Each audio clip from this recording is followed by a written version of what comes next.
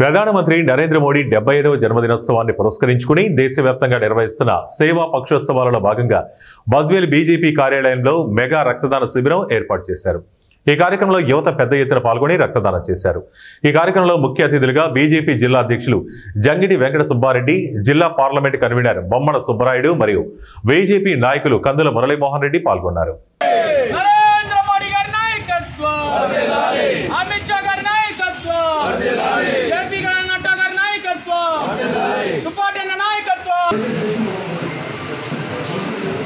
ఓకేనా?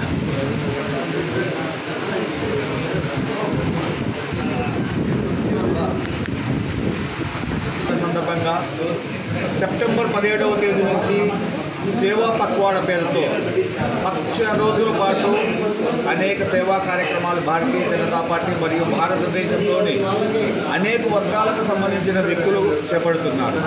దీనిలో భాగంగా నేడు కడప జిల్లా బద్వేల్ నియోజకవర్గం బద్వేల్ టౌన్లో బద్వేల్ రూరల్ మరియు అర్బన్ మండలాలకు సంబంధించిన మా నాయకులందరూ రక్తదాన శిబిరాన్ని ఏర్పాటు చేయడం జరిగింది.